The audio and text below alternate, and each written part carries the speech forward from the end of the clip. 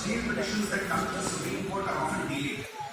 Our National District and State Legal Services Authority are battling with the challenge of being able to tell the people of their rights, inform them, for them to be able to exercise their rights and file petitions before. The bedrock of this is the lack of availability of data and information. We have the judicial clocks telling us the number of matters that are being disposed, the number of matters that are being filed. But there is a strong need for us to be able to identify how many people are in need of access to justice. There are various aspects: data collection, data entry. All of these today are manned by humans. The legal services authorities of our country not only are facing a human resource crunch, not only a financial crunch, but are also facing the problem of diversity and the large population that our country has, where they are unable to collect these data, put it on the appropriate forum for these authorities to pick up and utilize this data for filing appropriate cases. Machine learning, in my view, machine learning and artificial intelligence is one way where you can identify data through automated procedures. It creates two benefits. One, it is efficient. Second, it can adopt and cater to needs and peculiarities of a particular district, particular social backgrounds, and it has an all-pervasive impact where, notwithstanding, for instance, it is not just a jail in Delhi, the Bihar, Manwali jail, the Yekala jails in Pune and Mumbai that need this data to be available on the internet. It is that jail far down in the state of Jharkhand, in the northeast, which should be able to disseminate data as quickly as what the metro cities are able to do. Machine learning is what is going to be of great assistance in identifying what we call the need-based assistance, in identifying who needs it the most.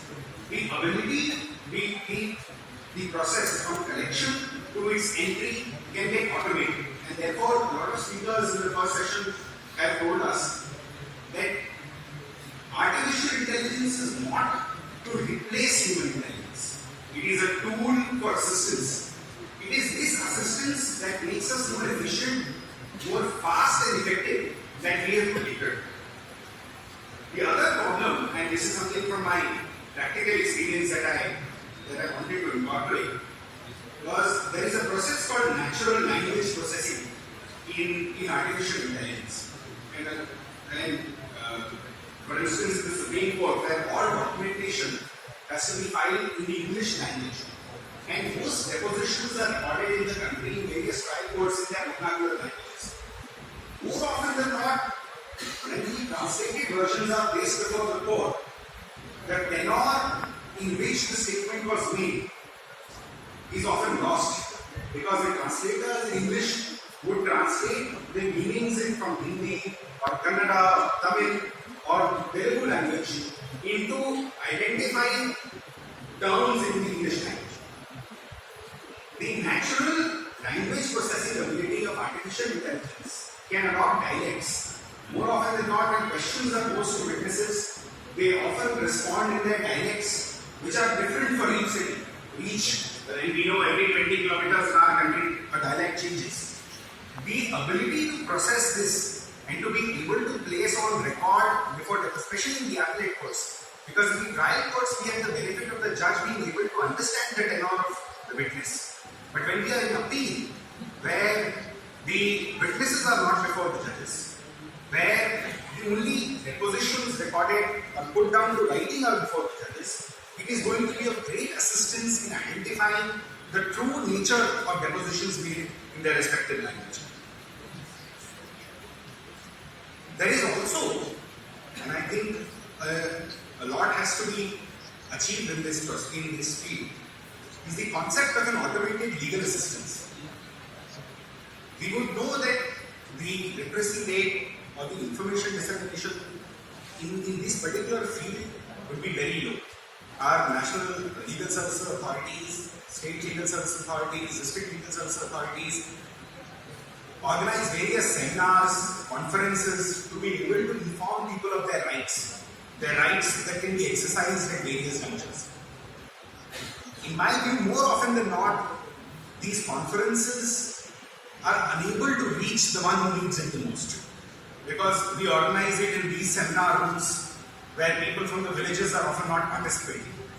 It is therefore an important, that's where the human element has to add up to the artificial intelligence. People like us, it's people belonging to the fraternity of lawyers, judges, paralegal volunteers, who should be able to translate what we are having this workshop for, and convince and inform the people by the use of automated legal assistance, so that every member of the society, whether be it on a smartphone or by way of some websites or kiosks in jail, can apply for and participate in the process and know his rights.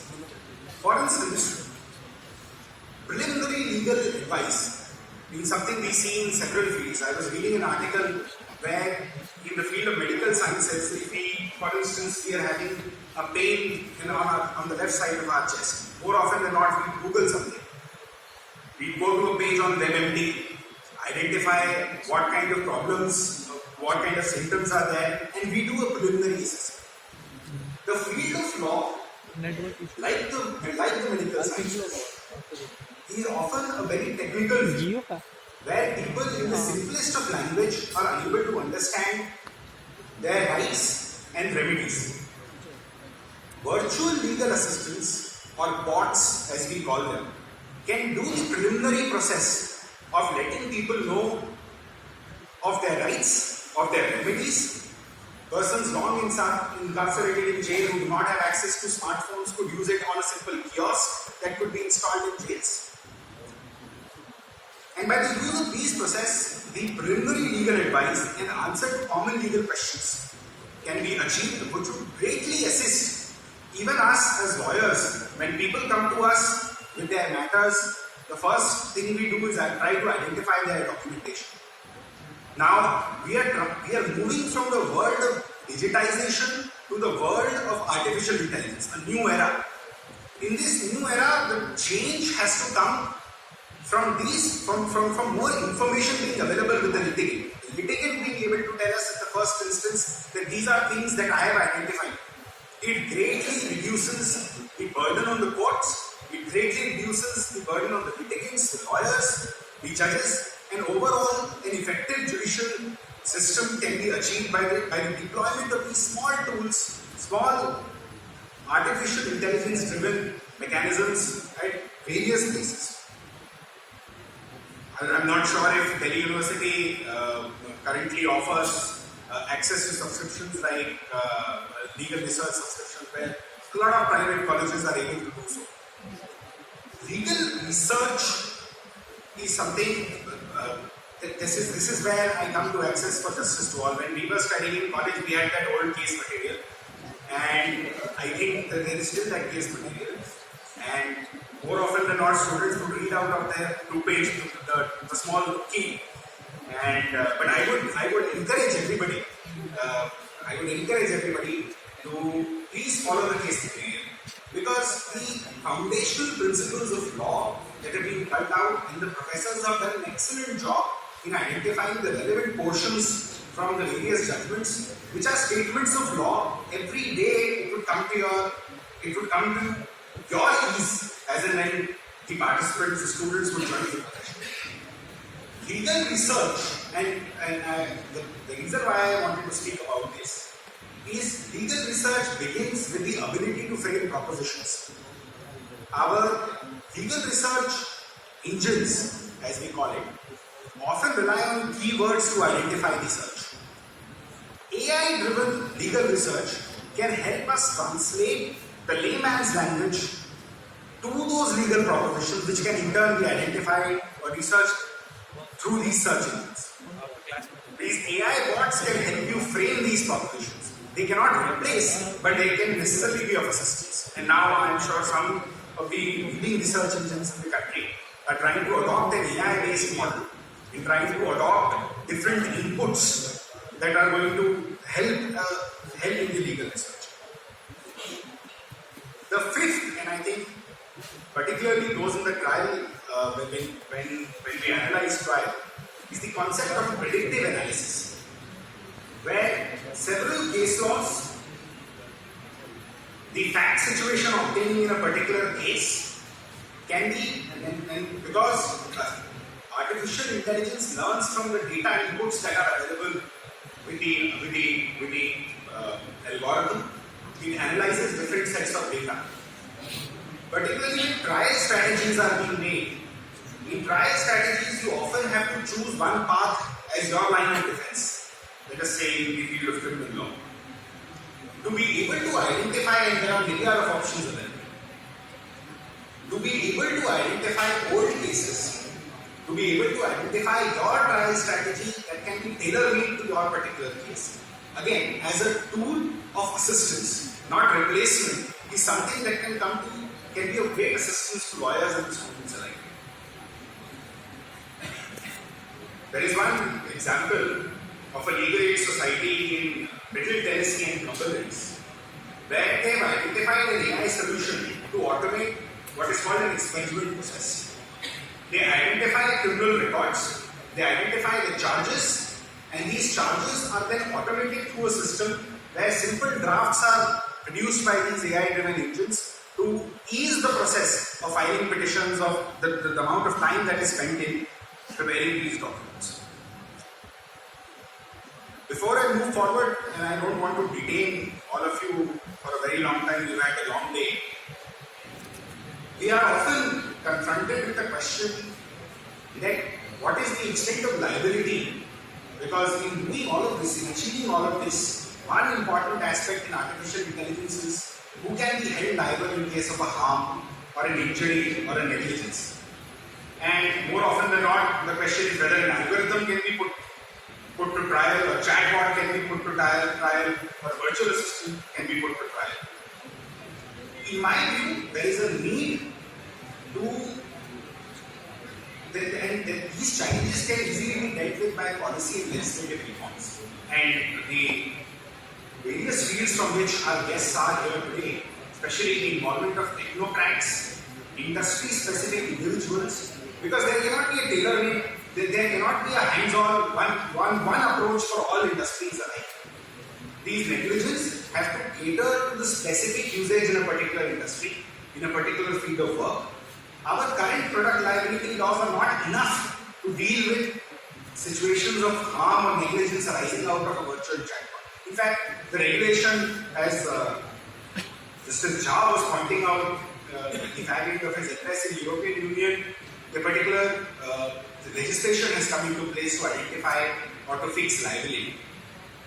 But to fix liability, we have to go more industry specific. We have to engage with all stakeholders to identify the peculiar problems of a particular industry.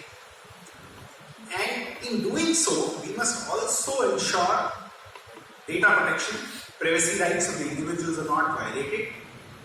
And it is critical that correct data being available for algorithms to be able to perform these acts has to be made sure. So data regulation in any form is going to be the biggest challenge, and the biggest challenge comes from being able to balance between rights of the individual, privacy rights, and also ensuring correct data being available on the internet. I would conclude by saying that, and in fact I would be failing in my duty if I did not congratulate Law Center 2 for holding this conference on artificial intelligence, because